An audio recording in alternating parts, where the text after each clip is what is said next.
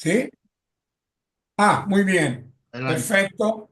Está grabando. Muy bien. Decimos hoy mi intento, esperando de terminar en una hora, 45 minutos, me parece para dedicar la segunda hora a una confrontación, como hemos dicho en términos metodológicos. Espero que mi español, que es un poco de meses que no lo hablo bastante, lo pueda comprender. Espero que sí. ¿Me comprenden? Sí, mi español se comprende con algunas palabras un poco italianas, pero ya, hice láminas en español, entonces esto me ayuda mucho. Dos partes. Una primera parte de temas que ustedes conocen muy bien, pero hice como una síntesis para decir, esto es el mapeo mundial, internacional, latinoamericana del fenómeno de la droga. Hoy, una segunda parte, una reflexión mía que puede acompañar también la reflexión de todos nosotros de la segunda parte de hoy. Este es un poco lo que quiero hacer. Voy a empezar mi presentación. El fenómeno de la droga a nivel internacional.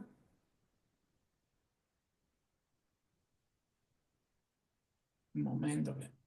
Aquí está. Los principales productores de cocaína se encuentran en América del Sur, como ustedes conocen muy bien, Colombia, Perú, Bolivia, y de heroína en los países de la Media Luna de Oro, Irán, Afganistán y Pakistán, en los países del Triángulo de Oro, Birmania, Tailandia y Laos, en México y en Colombia. En cuanto a cannabis, se cultiva en casi todos los países. Ok, en todos los países del mundo, pero hay que distinguir los productores, la producción de las inflorescencias de la planta, de la marihuana, como la llamamos, de la resina hashish.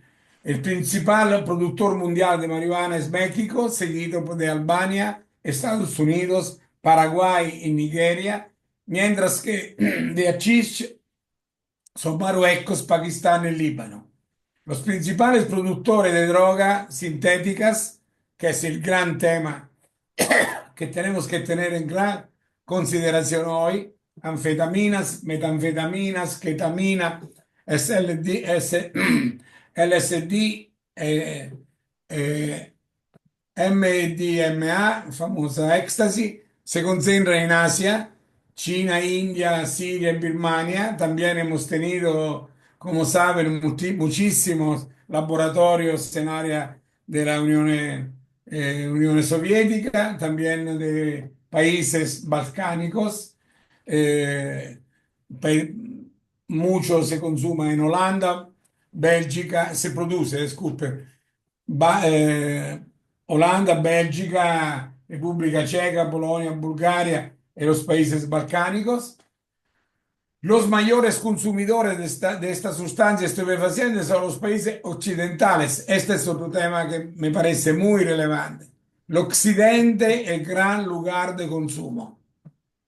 Estados Unidos, América Latina y Caribe, países europeos, Rusia y Australia, mientras que Oriente Medio y África son la zona de tránsito, consumo, producción, consumo, venta y tránsito. Los derivados del cannabis son las drogas más consumidas en el mundo. Alrededor del 4% de la población mundial la consume. La chicha se consume principalmente en el viejo continente, mientras que la marihuana prevalece en el nuevo continente.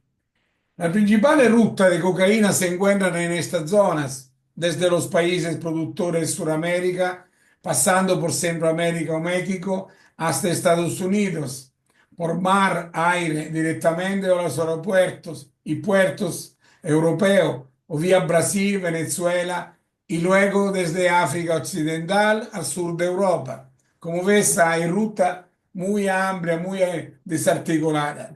Desde América del Sur, a través del Océano Pacífico, se dirige hacia Australia y al sureste asiático. Las exportaciones de heroína comienzan en Afganistán y llegan a Turquía, pasando por Europa del Este o desde Pakistán hasta los puertos del este de África subiendo por el continente negro hasta llegar al sur de Europa. Se da cuenta de toda la ruta. Siguiendo desde Afganistán, atraviesa la corrupta ex República Soviética de Asia Central para llegar a Rusia. Desde el Triángulo de Oro, la heroína sigue otras rutas. Llega a Bangkok, considerado el principal centro neurálgico, y desde allá y allí se dirige hacia Europa y América del Norte, o va hacia el norte a través de la provincia china de Yunnan o Guangxi. Continúa hasta Hong Kong para llegar a Australia y los Estados Unidos. Cruza el Océano Índico y llega a los estados de África Oriental con destino final a Europa.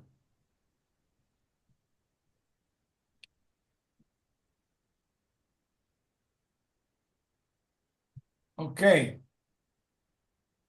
La ruta de cannabis en muchos casos siguen la de otras drogas. Desde México, la marihuana va a Estados Unidos y Canadá, mientras Paraguay satisface toda la demanda del continente suramericano. Desde Albania, a través del mar Adriático, llega a Italia y luego a otros países europeos.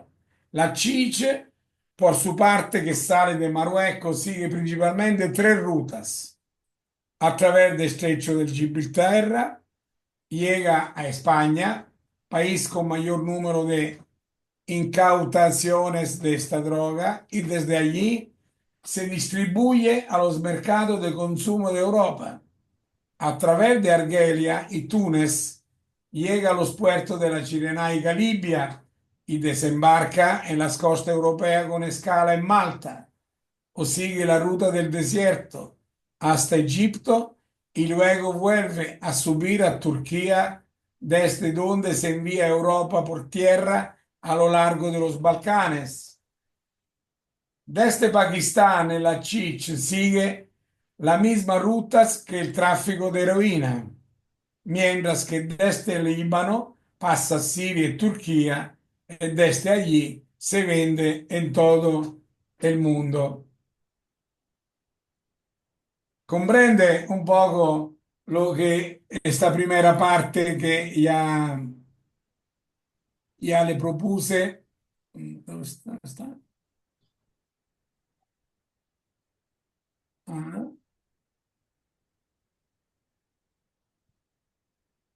Ok, se comprende esta primera parte que la hice de propósito para decir, estamos en una situación tan compleja, tan amplia, donde todas las rutas tienen su presencia, todos los países, tiene un intercambio constante, coordinado. América Latina y Caribe. Las mayores organizaciones criminales activa en la producción a gran escala de narcóticos y tráfico internacional de drogas se concentra en América Latina. Colombia.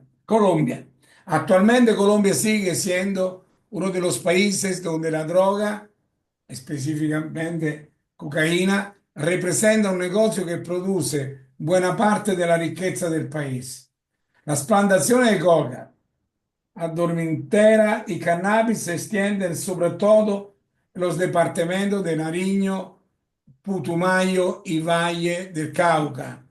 El fin de los, el fin de los grandes carteles que dominaron el escenario mundial del narcotráfico hasta mediados de los años 90 no ha reducido, de hecho, la cantidad de cocaína cultivada en territorio colombiano ni los ingresos derivados de ella.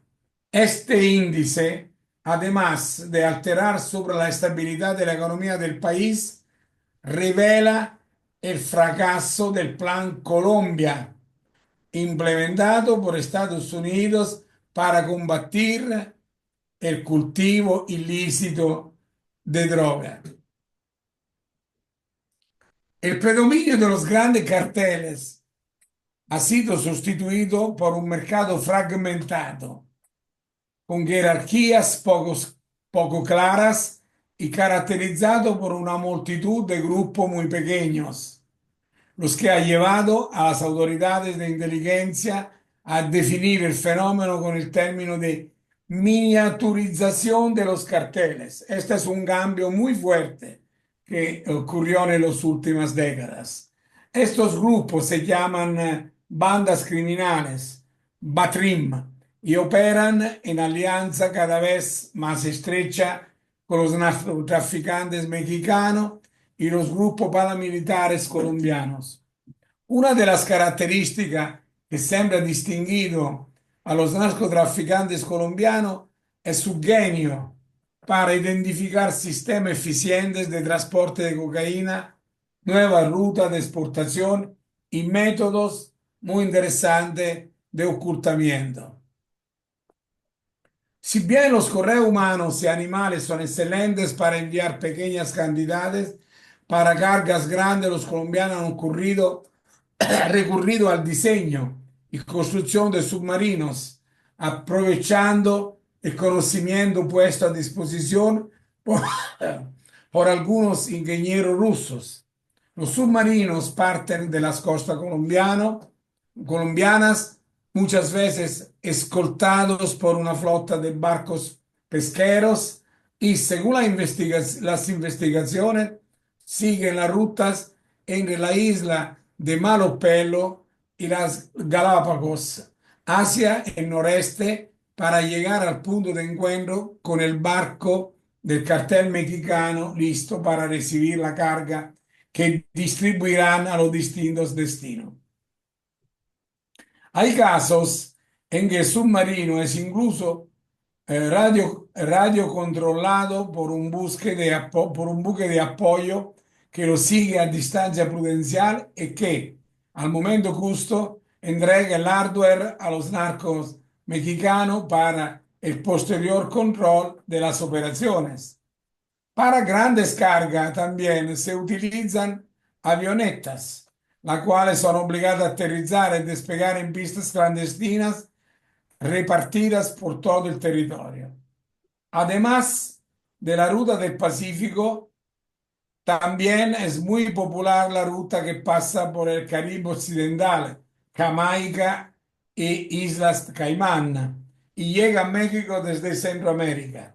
El Caribe también es un centro clave para la ruta de Florida y de la costa este. Estos son un poco los elementos clave. Avanzamos. Un papel fundamental en el contexto colombiano lo desempeñaron las FARC, recuerdan, y otros grupos guerrilleros de extrema izquierda, como el Ejército de Liberación Nacional, pero también grupos de extrema derecha, como las Autodefensas Unidas de Colombia, la UC, que se desmovilizaron en el 2006 y se fusionaron con las BACTRIM. A principios de la década de los años 90, la FARC se interesaron en el negocio del narcotráfico al exigir el pago de impuestos a cambio de la protección de los cultivos ilícitos y el transporte de las mercancías. Posteriormente, la protección se extendió también a los laboratorios y especialmente a las pistas clandestinas de aterrizaje y despegue de pequeñas aeronaves que cargadas de sustancias estupefacientes despegaban para llegar a los mercados de destino. En los últimos años, las guerrillas han decidido romper con su línea anterior al optar por gestionar directamente los cultivos de coca y amapola y producir ellos mismos la droga, que luego es vendida a los mexicanos a cambio de lotes de armas que necesitan las guerrillas. En particular, las guerrillas se han asentado en la frontera con Ecuador y Venezuela, ocupando también vastas porciones del territorio ecuatoriano y venezolano, en zonas de muy difícil acceso, como pueden imaginar, donde han creado sus propios puntos de refinación y almacenamiento de droga. A pesar de los acuerdos de paz entre las FARC y el gobierno colombiano en 2016, la producción de coca en el país ha aumentado un 52%, pasando de 96.000 a 146.000 hectáreas, cada vez más controlada por la BACTRIM a sueldo del cartel mexicano de Sinaloa. Vamos a ver algunos países, cómo están de América del Sur, cómo están en esta situación fenoménica de la producción y la venta y el transporte y decimos, la transición de droga. Perú. Durante varias décadas, Perú y Colombia han competido por la primacía mundial en la producción de plantas de coca.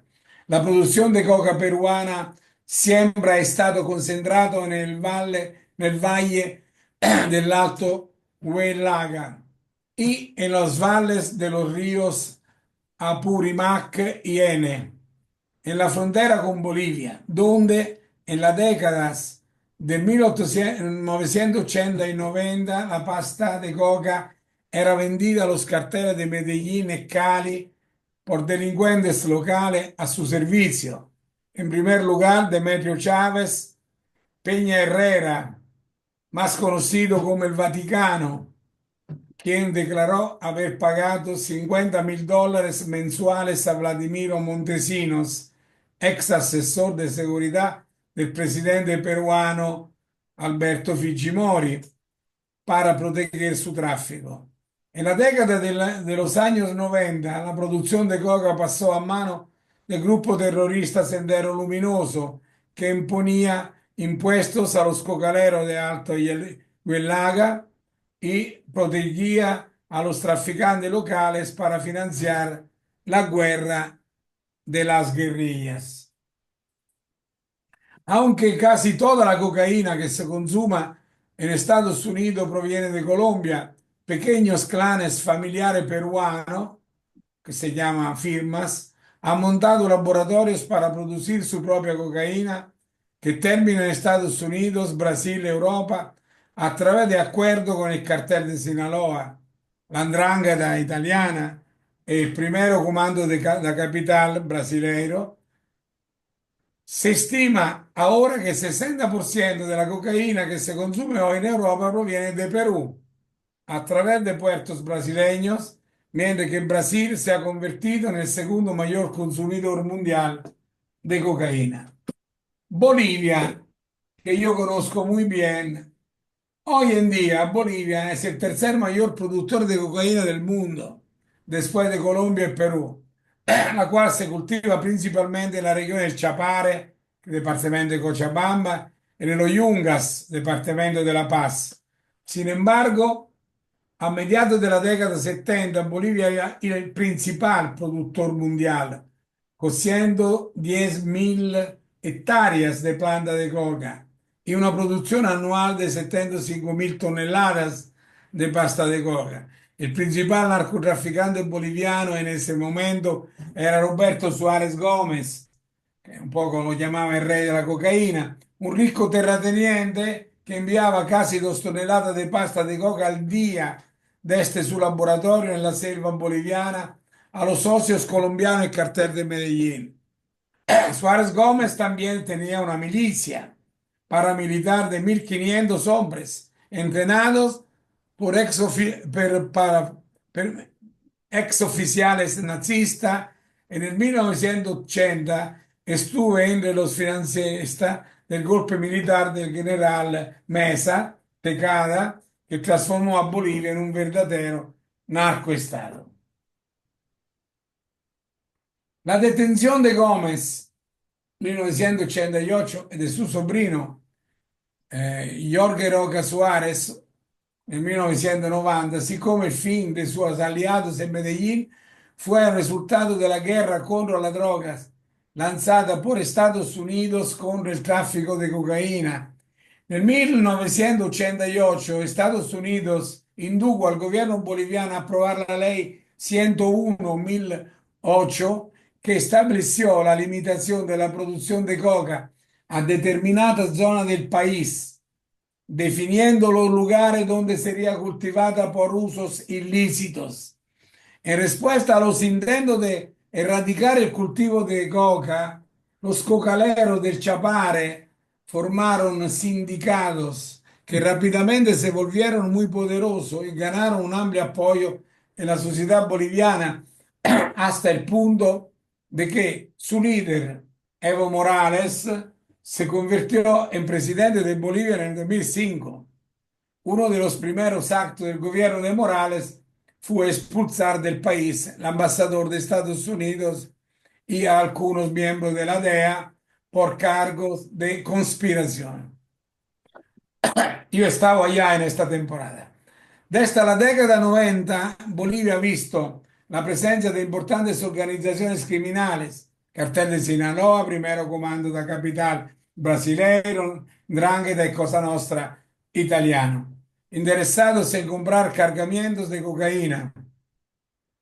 De hecho, los narcotraficantes bolivianos producen el 60% de la cocaína que se consume en Brasil, mientras que el resto del producto se exporta principalmente en Europa. México, de esto no quiero decir casi nada, porque usted es muy experto, creo, conoce mucho más que yo este mundo. México es el principal productor de heroína, marihuana, metanfetamina, destinada al mercado estadounidense, y el exportador del 90% de la cocaína que se consume en ese país, Estados Unidos. El transporte de estos narcóticos a través de la frontera estadounidense se realiza mediante muchas modalidades: túneles subterráneos, correos contratados entre inmigrantes ilegales, barcos, camiones o avionetas privadas. Entre las décadas 90 y 2000, el cartel de Sinaloa fue rival de otros dos carteles históricos, el cartel de Tijuana, el cartel del Golfo, pero también inició un conflicto contra los antiguos aliados del cartel de Juárez por el control de la frontera en Ciudad Juárez, que se convirtió en una ciudad temida por su alta tasa de asesinatos, estimada en más de 12.000 personas desde el 2007. De hecho, la disputa entre narcotraficantes y la guerra abierta por el gobierno de Calderón contra los carteles, que causó más de 7.000 asesinatos por año en todo el país y casi 60.000 personas desaparecieron en el aire entre 2006 y 2019. También involucraron a numerosos civiles muertos en los enfrentamientos porque los carteles usaron armas pesadas como ametralladoras, explosivos y bazooka. La escalada de conflictos ha llevado a los carteles a reclutar equipos de mercenarios paramilitares bajo su mando. El cartel del Golfo ha contratado a los Zetas, mientras que el cartel de Juárez ha creado la línea, integrada por ex policías. Confiscación de 207 millones de dólares en diversas divisas en México en el 2007. En estos años se produjo la decadencia irreversible del cartel de Tijuana, diezmado por la detención y la guerra contra Sinaloa y la fragmentación de los demás carteles en organizaciones más pequeñas, como ocurrió, por ejemplo, con los Beltrán Leiva, que se desprendieron del cartel de Sinaloa, y con los Caballeros Templarios, nacidos por el resto de la familia michoacana, lo que se tradujo con un nuevo incremento de los ya por sí elevados niveles de violencia en el país. 33.000 asesinatos en el 2018, que crecieron a 35.000 el año siguiente, con un promedio de 95 asesinatos diarios. Yo no sé si ustedes han tenido la oportunidad de leer la novela de Don Kislov, famoso autor gringo. Le propongo de leer la trilogía de Don Kislov, que es muy, muy interesante porque es una novela ma no es una novela, porque escribió tres libros: El poder del perro, la primera, que es un poco la historia de la cocaína que pasa de Colombia en México por el trámite de Honduras, todo este tema. El segundo era Frontera, todo el tema de los carteles. El tercero, El cartel. Son tres libros, una trilogía muy interesante. Y se César, habla, ¿cómo se llama el autor? el autor se llama Don Kislov, como es escrito acá, como está aquí en la lámina. Es un autor gringo, pero los textos son en español. Entonces lo encuentra muy bien. Es, es una verdad, porque nell'ultimo libro, El cartel, que lo publicó cuando Peña Nieto estaba saliendo como presidente, Manuel era presidente, ya en este libro se decía cuál era la estrategia de la presidencia sobre el tema de droga, así como habló de la presidencia de Calderón. Entonces, es un libro, ¿verdad? Muy interesante y muy político. También si es una novela, por esto se habla de situaciones, de aventuras, muertos y todo lo que sabemos.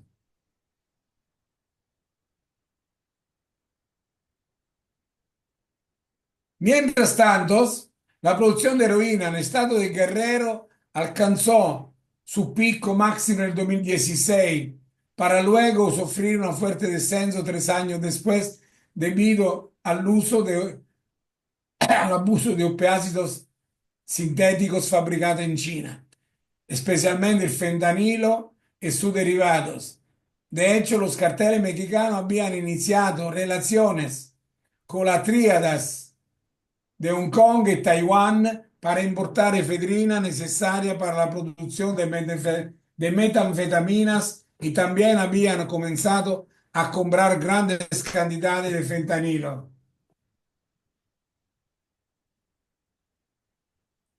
Hasta la fecha, los narcotraficantes prefieren importar directamente metanfetaminas y sintetizadas en China, pero han comenzado a producir de forma independiente fentanilo y derivados en laboratorios clandestinos donde a menudo lo mezclan con heroína. La sustancia nacida de esta mezcla se conoce en la jerga como China White, que en el 2017 provocó un fuerte aumento de muertos por sobredosis en Estados Unidos.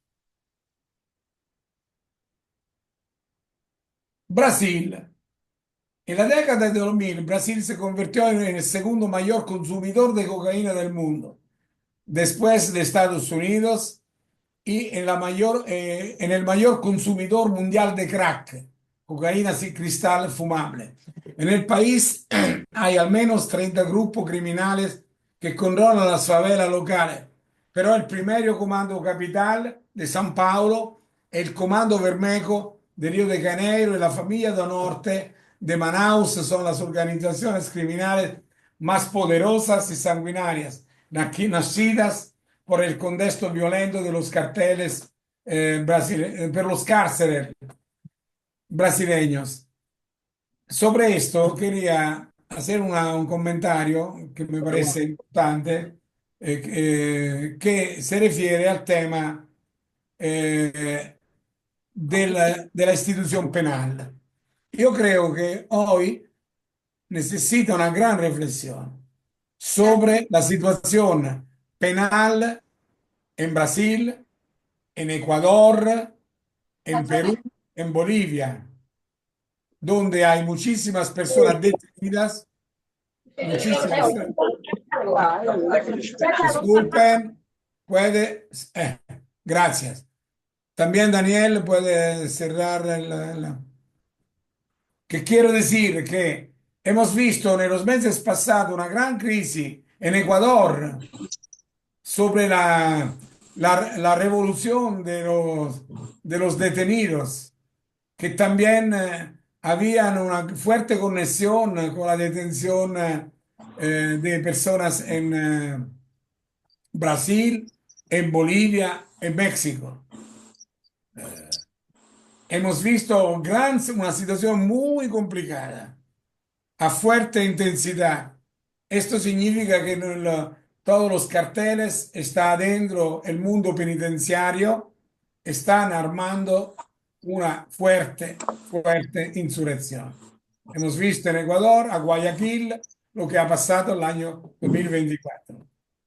El Estado estaba casi para, para desaparecer con esta gran revolución. Esta es una revolución que tenemos que hacer con fuerza.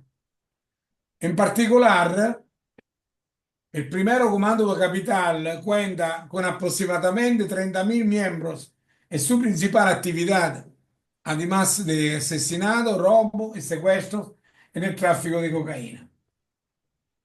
La materia prima se compra directamente en los vecinos Perú y Bolivia y se transporta a través del Paraguay para contrabandistas afiliados al PCC que también gestionan la florente producción de marihuana del Paraguay para llegar a los consumidores en las metrópolis de San Paulo, Curitiba o Río de Janeiro, mientras que el resto de la carga se embarca principalmente desde el puerto de Santos, en el estado de San Paulo, y hace escala en África Occidental, especialmente en algunos estados de lengua portuguesa, como Cabo Verde o Guinea-Bissau, para abastecer al 60% del mercado europeo.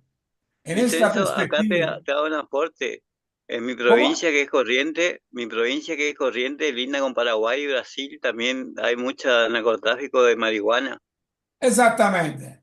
Se Ahora pasa llegamos. De Corriente al Paraguay y al Brasil. Exactamente. Y en esta perspectiva, el PCC ha establecido importantes acuerdos con la Ndrangheta italiana y de hecho a partir del 14 las incautaciones de cocaína procedente de Santos han aumentado en el puerto de Gioia Tauro. Puerto de Gioia Tauro es el lugar hoy más importante de toda Europa, está en Calabria, en Italia, a bajo control de la 'Ndrangheta calabresa donde llega toda la cocaína de todo el mundo. Venezuela.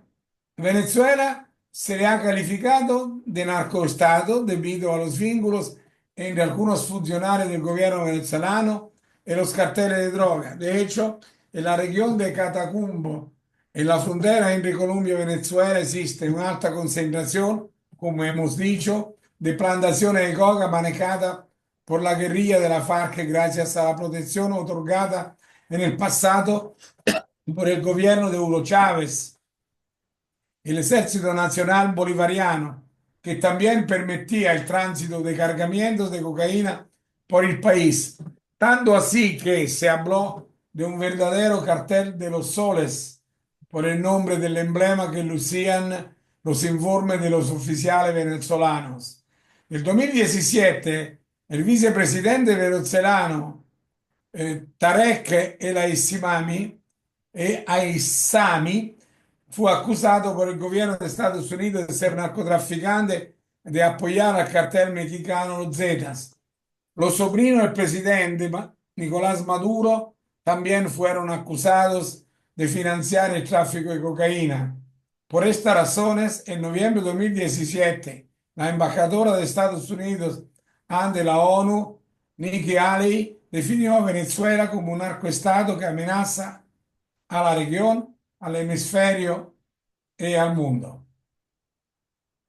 Jamaica, última reflexión que voy a hacer a nivel geográfico, porque creo que es muy importante este país.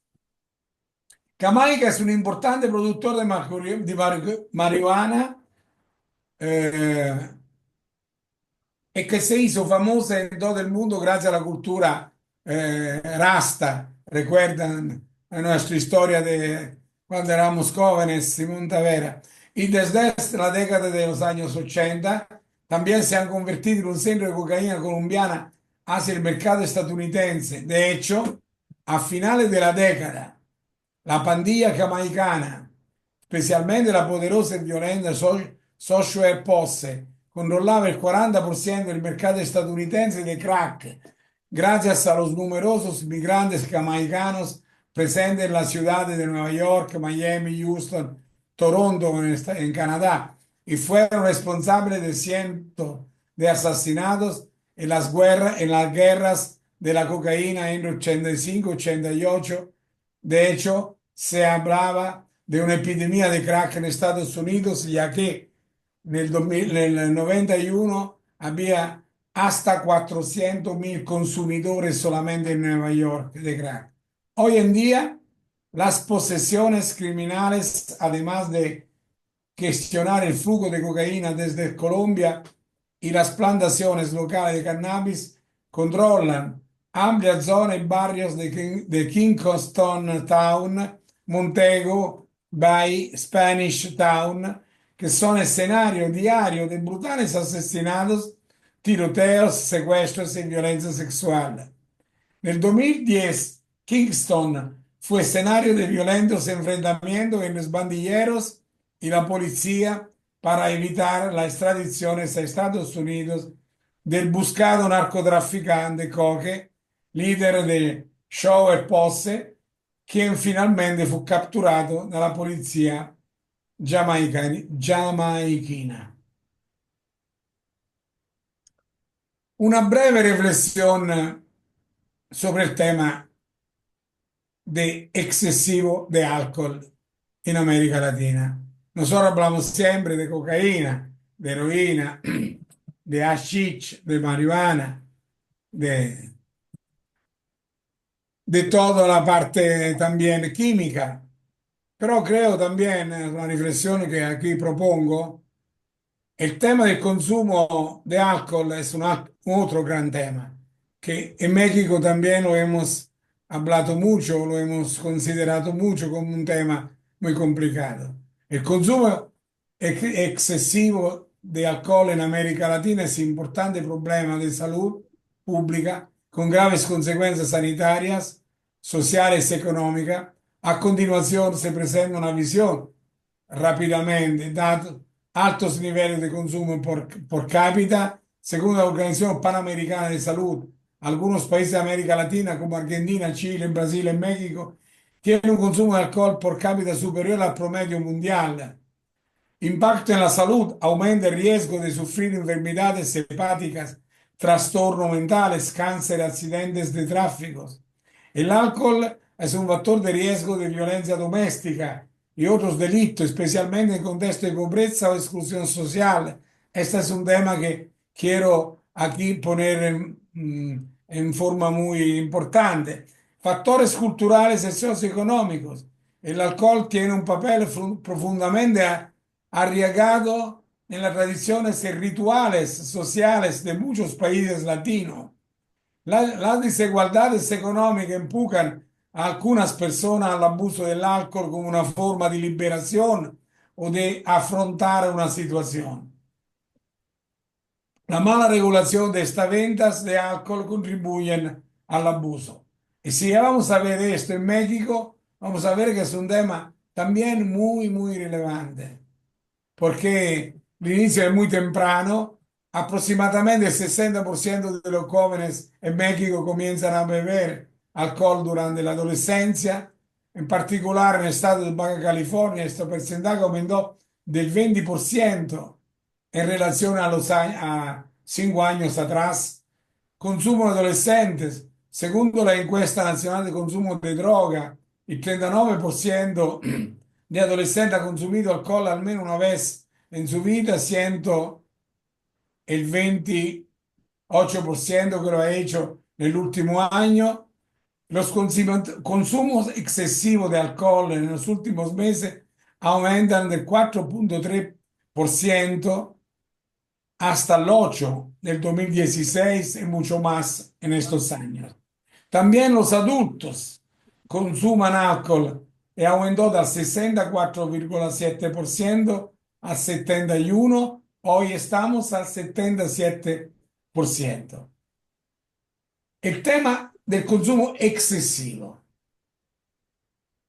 El 19.8% de la población declaró haber consumido alcohol de forma excesiva nell'ultimo mes, un aumento significativo en comparación al 12 que había 10 años atrás.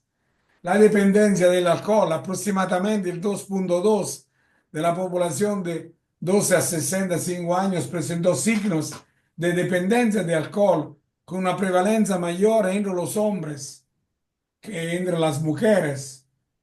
También estos factores de riesgo e influencias sociales.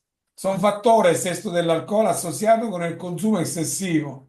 Un estudio realizzato entre estudiantes de secundaria en Acapulco identificó varios factores asociados con el consumo excesivo de alcohol, entre ellos participación en actividades recreativas nocturnas, historia de intentos de suicidio, padres que consumen alcohol, ser a la vez estudiantes y trabajadores.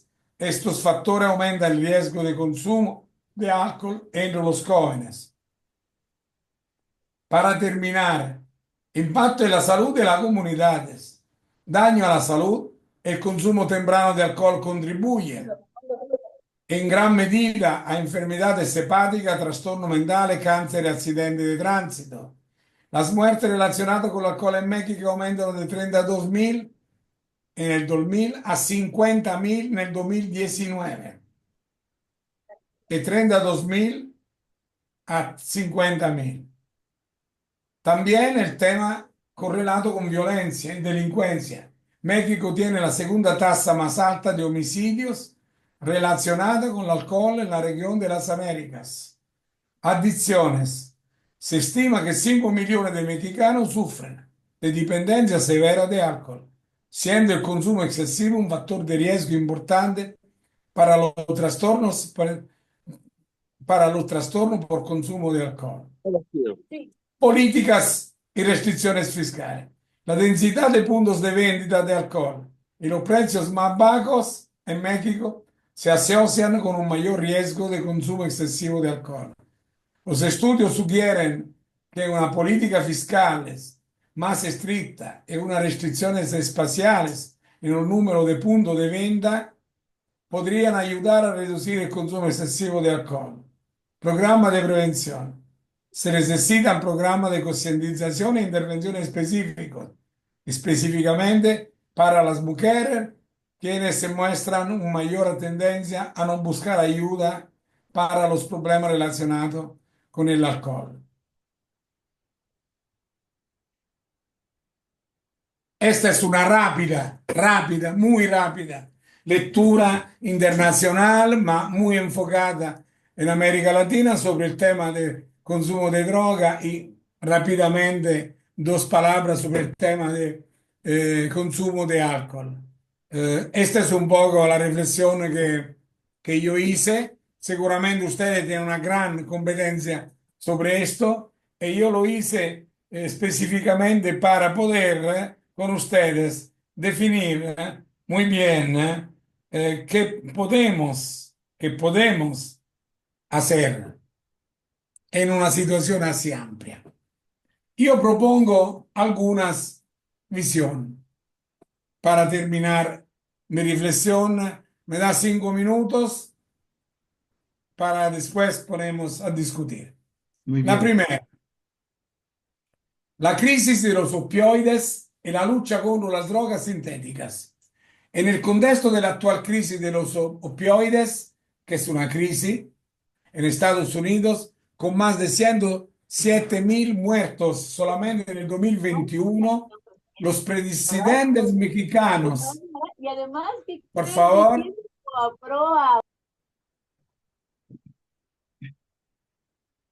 ¿puedo? Ya, adelante. Los presidentes mexicanos y estadounidenses anteriores, Manuel López Obrador y Joe Biden, también habían intervenido sobre el tema. El 13 de julio 2021, lo recuerdan, durante su reunión en Washington, decidieron intensificar sus esfuerzos y cooperación en la lucha contra las drogas sintéticas. De ser un punto de tránsito Para las drogas producidas en los países andinos, México se ha convertido en un mercado de consumo en rápido crecimiento. De acuerdo con el último informe mundial sobre drogas de las Naciones Unidas, publicado el 26 de junio de cada año, también 2024, México registró entre el 2018 y el 2020 un incremento del 2013, un incremento del 2000 en el número de personas en tratamiento por consumo de drogas sintéticas. El auge de las drogas sintéticas en México sorprende en un continente caratterizzato por il consumo di cannabis e cocaína, según un ODC. Questa è la prima riflessione che hago. Crisi de los opioides y lucha contra la droga sintética. Segunda reflexión. Producción barata, grandes ganancias. Una razón es que cuesta mucho menos producirlo que los medicamentos tradicionales. Los informes de los medios de comunicación mexicanos sugieren que el notorio cartel de la droga de Sinaloa ahora parece beneficiarse más del fentanilo que de la cocaína o otras drogas. Hace unos años, soldados mexicanos incautaron un récord de 50,43 kilogramos de fentanilo en la ciudad de Culiacán. Este es un decomiso más grande de esta letal droga en la historia de México, anunció con orgullo el entonces secretario de Seguridad Pública mexicana, Ricardo Mejía, tras el operativo. Mejía ofreció una conferencia de prensa explicando por qué el fentanilo era tan rentable para los carteles de la droga mexicana. Se necesitaban solo 2 horas para producir 1 kilogramo, explicó, y en México 1 kilogramo de fentanilo alcanzaría un precio promedio de $5,000. En ciudades estadounidenses como Los Ángeles, esto se vende para $200,000. Tercera reflexión. La zona de conflicto como imanes para la producción de drogas sintéticas. Este es un tema muy importante para mí. El último informe de UNODC también destaca que la economía de drogas ilícitas pueden prosperar en situaciones de conflicto y donde el Estado de Derecho es débil, lo que a su vez puede prolongar o alimentar el conflicto. La información procedente de Medio Oriente y sureste asiático sugiere que las situaciones de conflicto pueden actuar como un imán para la producción de drogas sintéticas que pueden producirse en cualquier lugar. En efecto, puede ser mayor cuando la zona de conflicto está cerca de grandes mercados de consumo. Históricamente, las partes en conflicto han utilizado la droga para financiar el conflicto, como sabemos muy bien, y generar ingresos.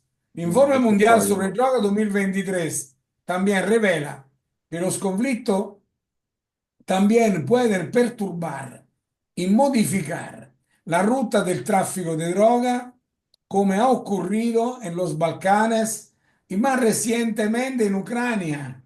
En Ucrania, como saben ustedes, la situación de guerra con Rusia, se registró un aumento significativo del número de laboratorios clandestinos denunciados, que pasaron de 17 laboratorios desmantelados en 2019 a 79 nel 2022. 67 de estos laboratorios producían anfetaminas, frente a 5 nel 2019, el mayor número de laboratorios desmantelados denunciados en un país terminaron en el 2022.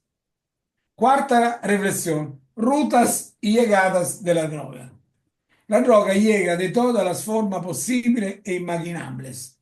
Desde los envíos más sencillos a través de mensajería, pasando por los llamados tragamonedas, desde el tráfico marítimo y aeroportuario hasta el uso de drones e inteligencia artificial. Una vez que llegue en Europa, venderlo es muy sencillo, porque además de los canales reales, hoy en día la mafia se ve muy facilitadas por los llamados redes telemáticas internacionales con un poder corruptor extremadamente alto. La mafia latinoamericana tiene un contacto muy estrecho con las organizaciones criminales europeas. Pienso en la 'ndrangheta italiana, la mafia albanesa, la mafia marroquí y tunecina, la mafia rusa y las de los países balcánicos, por citar solo algunas de las más poderosas. Las rutas de tránsito son muchas en América Latina, como hemos dicho. Venezuela, Guayana, Suriname, Guayana francesa y el propio Brasil son zonas de tránsito de droga que llegan desde Colombia, Ecuador, Perú e incluso Bolivia, que muchas veces también sirve como zona de tránsito. Los últimos operativos policiales realizados por Interpol han interceptado importantes cantidades de droga peruana que ingresaba a Bolivia con destino a Brasil y luego a Europa.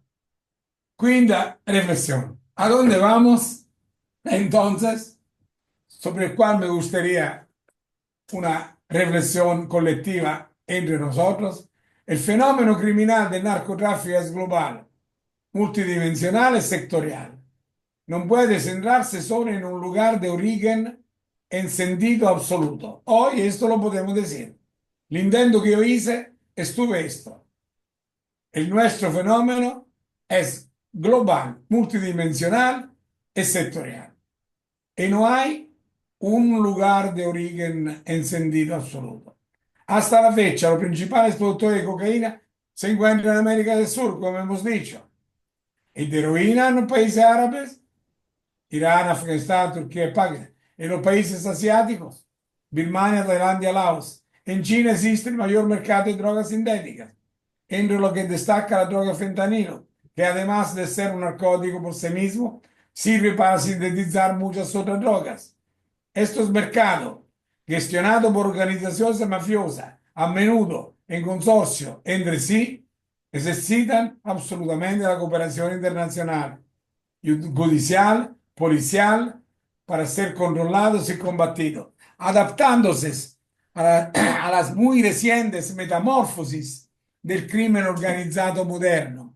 Ya no estamos ante las mafias de hace 30 años, por lo que instituciones importantes como los países de América Latina, la Unión Europea y las Naciones Unidas deben hacer su parte antes que sea demasiado tarde. Creo que ninguno de los continentes tiene un plan estratégico real para combatir el tráfico y el comercio de droga. No veo estrategias efectivas para luchar ni contra la oferta ni contra la demanda. Esta es mi opción. No oigo ninguna discusión sobre políticas para liberalizar las drogas blandas. La prevención para abordar el consumo y la rehabilitación sigue estancadas en los últimos 20 años. Se habla mucho de prevención, pero no se hace nada. La comunidad internacional ya no puede quedarse con los brazos cruzados. La lucha internacional contra el narcotráfico solo dará frutos si todos los estados se comprometen con un objetivo común, derrotar o alternativamente reducir el impacto de la droga en nuestras generaciones futuras. Definitivamente, el narcotráfico es actualmente la principal fuente de ingreso del crimen organizado. Las enormes ganancias generan una nueva geopolítica del narcotráfico que empieza y se desarrolla en América Latina, termina en Europa, más que todo. También en Asia, hacia la Europa, claramente. El comercio está aumentando a pesar de los esfuerzos que hacen tanto los países productores como los de tránsito y destino para reducirlo. Controlar a las organizaciones de narcotráfico a nivel mundial es complejo, como lo es saber la cantidad exacta de toneladas de droga que cruzan los continentes, cuántas ganancias generan. América Latina y Europa en el leque atlántico. No puede dejar de trabajar juntos para combatir este tipo de nuevos fenómenos. Entonces, nueva perspectiva posible. Sobre esto me gustaría un comentario de todos nosotros. A partir de la Vincenzo, Conferencia de Naciones Unidas, yo a te voy a partir dar de un la conferencia, comentario. termino y hablamos. Bueno, Me da un minuto. A partir de adelante. la Conferencia Sí. de Naciones Unidas sobre la droga, surge una crítica fundamental que se dirige al actual sistema de control internacional de droga, radica en su incapacidad para adaptarse a las cambiantes realidades sociales y científicas. El modelo prohibicionista, centrado en las medidas punitivas, ha demostrado no solo ser ineficaz para reducir la demanda y la oferta de drogas ilegales, sino que también ha producido una serie de efectos secundarios gravemente perjudiciales. La violencia relacionada con el narcotráfico, la corrupción en las instituciones encargadas de combatirlo y la degradación ambiental provocada por prácticas de producción clandestina son solo algunos de los aspectos más evidentes. Y termino. ¿La regulación puede ser una solución? Pregunta. Frente a los fracasos de la prohibición, la regulación surge como una estrategia alternativa prometedora. La regulación permite controlar y monitorar la producción, venta y consumo de droga con beneficio potencialmente significativo, productos seguros y controlados, lo que reduce los riesgos para la salud asociada con sustancias de mala calidad o contaminación, reducir el mercado negro. A regular la venta de drogas se reduce la demanda en el mercado negro, debilitando las organizaciones criminales que se alimentan de este narcotráfico. Educación y prevención. La regulación abre el camino para campañas educativas informadas dirigidas a la prevención y concientización sobre los riesgos asociados con el consumo de drogas, así como a la promoción del comportamiento responsable. Reducción de daño y apoyo a las adicciones. Con una política regulatoria se pueden implementar servicios de reducción Ya del daño